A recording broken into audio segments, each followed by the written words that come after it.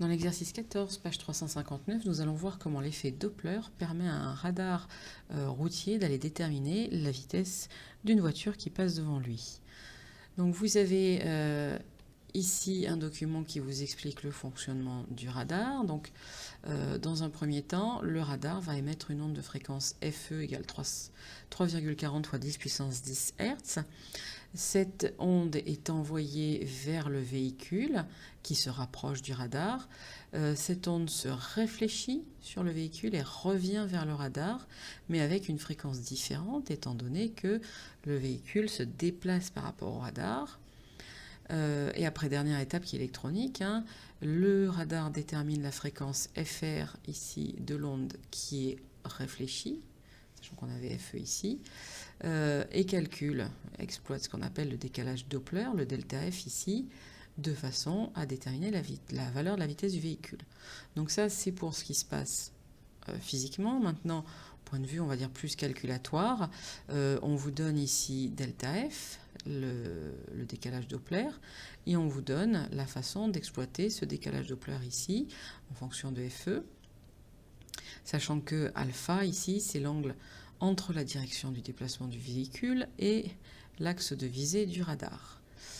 Cet angle vous est donné ici. Et puis, seule et unique question, calculer la valeur de la vitesse du véhicule. Alors, la vitesse, c'est donc ce petit v ici. Alors, si j'analyse un petit peu, le delta F, on l'a. Le petit c, c'est la célérité de la lumière, on l'a. Le alpha, on l'a. Donc, le cos alpha, on l'aura. FE, on le connaît également.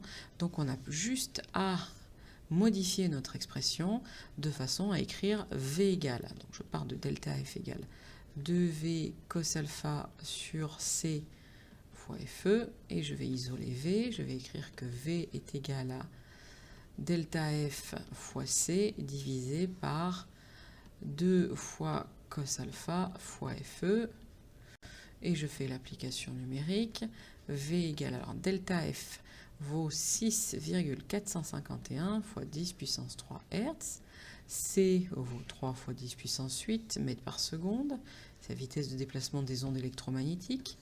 Sur 2 fois cosinus 20 fois FE qui vaut 3,40 fois 10 puissance 10 Hz. Avant le calcul, je vais vérifier que ma calculatrice est bien en degrés. Justement, elle est en radians. Donc je la mets bien en degrés, sinon je ne vais pas obtenir ce qui m'intéresse.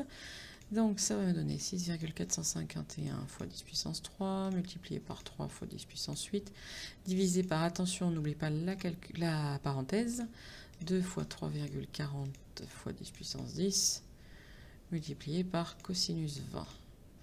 On obtient 30,28, donc je vais arrondir à deux chiffres significatifs, étant donné que j'ai mon 20 degrés qui n'en a que 2. Donc V égale 30 mètres par seconde.